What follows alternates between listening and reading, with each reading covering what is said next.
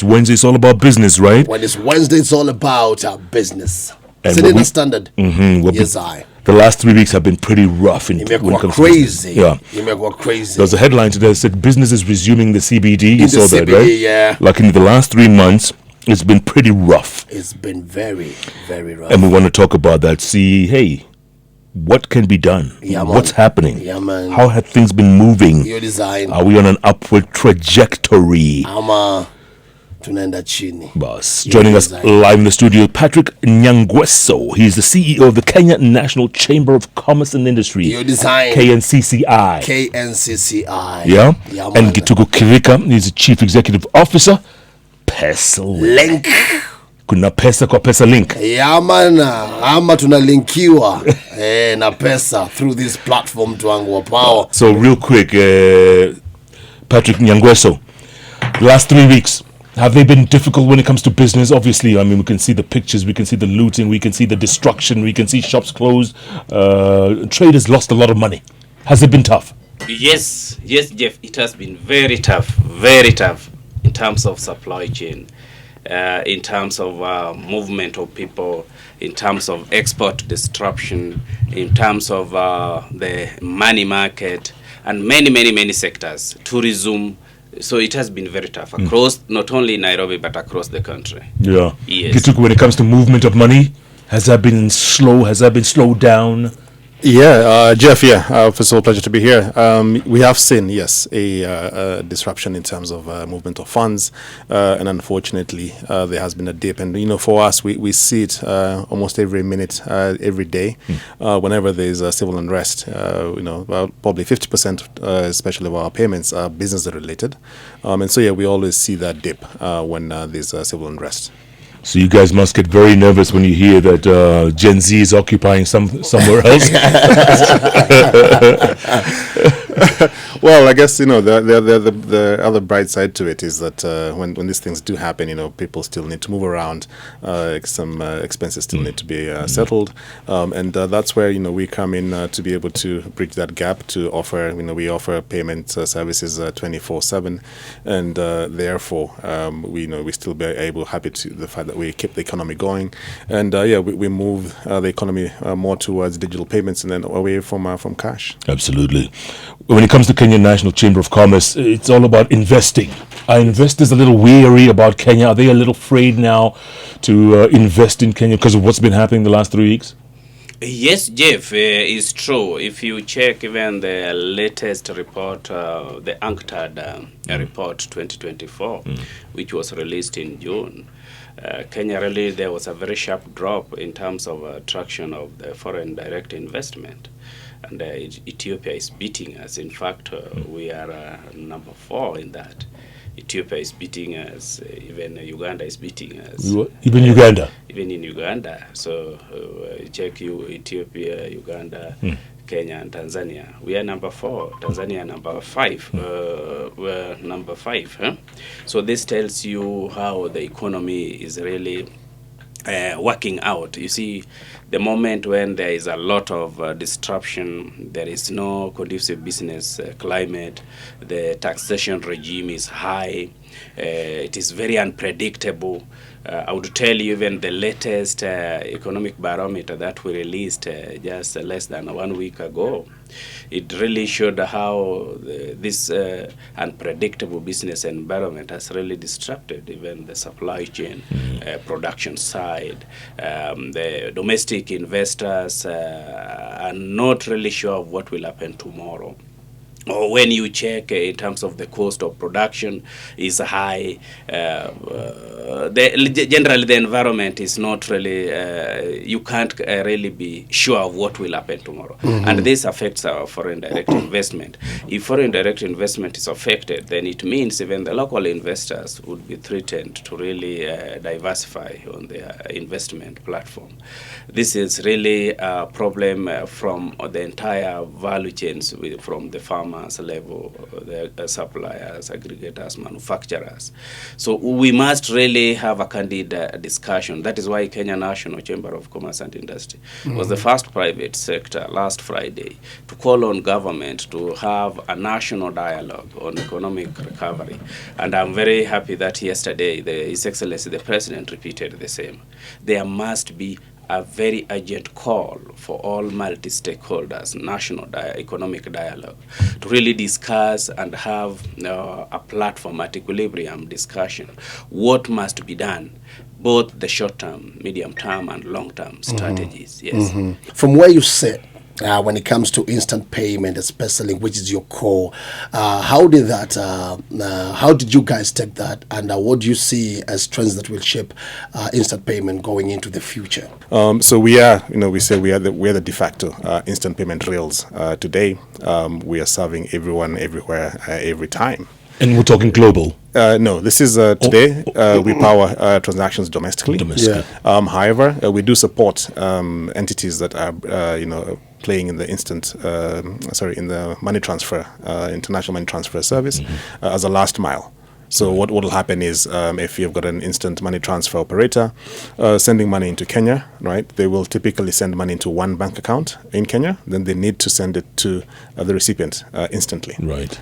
So at that point, they will leverage the PesaLink service, just like any other local entity that's disbursing payments instantly would do. For example, if I was disbursing salaries. Yes. So would it be like a Western Union sort of thing? Yes. It bounces into the country and then last mile. Correct. So in fact, we do have folks like those who, like I said, will be able to promise instant delivery of payments to the recipient in Kenya, because once they get the money into Kenya, into their bank account here in Kenya, then they do need to find a way of how do I send it to that other bank, right? And that's where we come in for the last mile. In terms of Philip, you asked about the finance bill, right? So the finance bill, it was going to have some impact on us in with respect to payments, because the proposal was to introduce, as you know, VAT on payments, so that would definitely have impacted the cost of payments, right? With respect to what's happening today in the country, where cost of living has been, is a big issue, right? It's a big conversation around that today. We are pleased that we believe in and we aim to offer affordable payment services.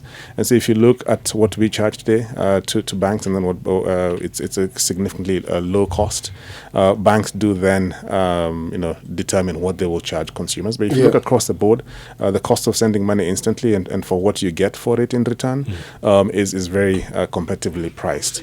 So we will continue to drive the payments agenda with respect to costs. Right, affordability is a big deal for us. We're happy to be playing that role in terms of offering Kenyans an affordable service. Right, and my personal view is that or rather, if, pundits in the payment space is that the cost of payments is only going to go one way, which is down. Right. Oh, really? Yes. Because of competition or what? First of all, there's competition. There's cost of technology becoming more efficient. There's change in economic models. We can't keep doing things the way we've been doing them for decades. Right. So we are going to see a change in economic models. What I mean by that is when a transaction is happening from point A, from one person or one entity to another, who's going to pay for that transaction? Is it the entity sending? Is it the entity receiving? Right. And then is that person going to be charged a flat fee, or are they going to be charged a percentage of the transaction? So we are seeing economic models being challenged globally. In fact, if I could just share something with yourselves. In the Southeast Asia today and a few Eastern European countries, we are seeing instant payments taking over from card payments when it comes to e-commerce transactions. Right? Is that more than credit cards? Yeah, more than credit cards, more than debit cards. Right. And this is as per a 2024 Global Payments Report by WorldPay. right? Listeners can look into that report, and it shows that instant account-to-account transfers are overtaking or have overtaken card payments for e-commerce. And so, I mean, one wonders, okay, how does that happen? So when you have a service like PesaLink and your bank is offering that to you, so actually, how do you access PesaLink, right? What would you like to be seen done going forward? If you were to talk to the government, if you talk to investors, what do you tell them? We are calling on the government and also other stakeholders, both private sectors, government, and when I talk of government, both the national and county government. Can we prioritize on sustainable economic models that will support and embrace our youth's talent? Yeah. Why do we talk about exporting labor, and yet even in our countries we still have insufficiency when it comes to labor market? So we really need to make our youth to be more productive than being busy.